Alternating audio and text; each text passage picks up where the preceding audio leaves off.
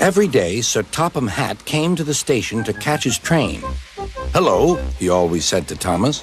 "Don't let the silly freight cars tease you. Remember, you have an important job as a special helper in the train yard."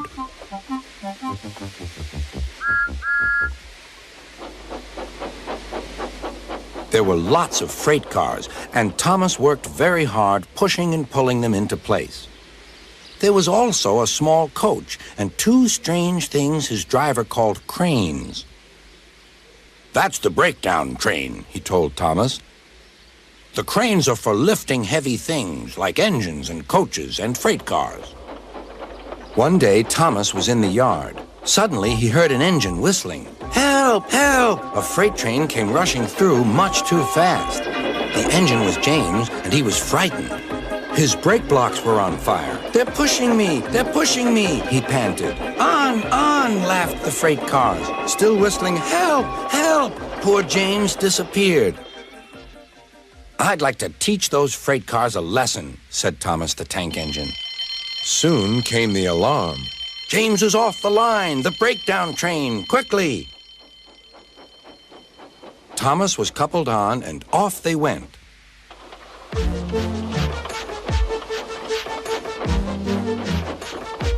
Thomas worked his hardest. "Hurry, hurry, hurry," he puffed. He wasn't pretending to be like Gordon. He really meant it. "Bother those freight cars and their tricks. I hope poor James isn't hurt."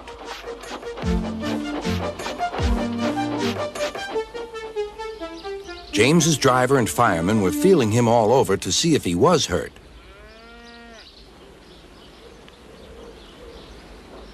"Never mind, James," they said. "It was those silly freight cars and your old wooden brakes that caused the accident."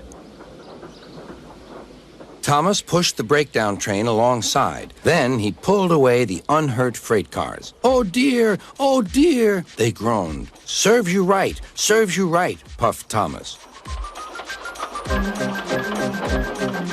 He was hard at work, puffing backwards and forwards all afternoon.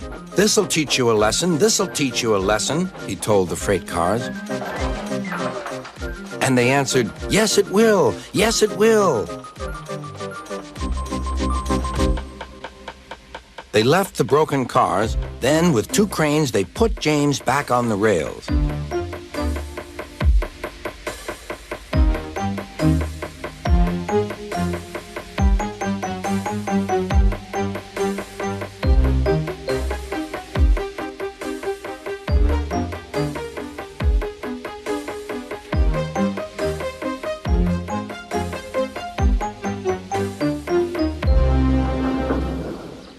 He tried to move, but he couldn't, so Thomas helped him back to the shed.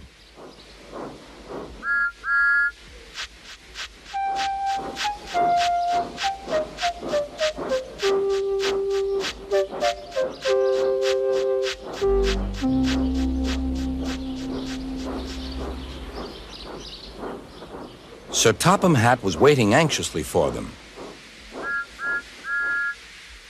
"Well, Thomas," he said, "I've heard all about it, and I'm very pleased with you. You're a really useful engine.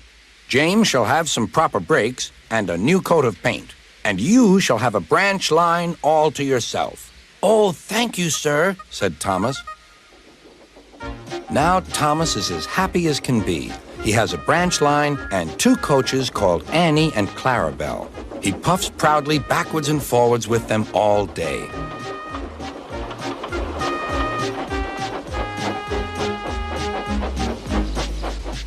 He is never lonely. Edward and Henry stop quite often and tell him the news.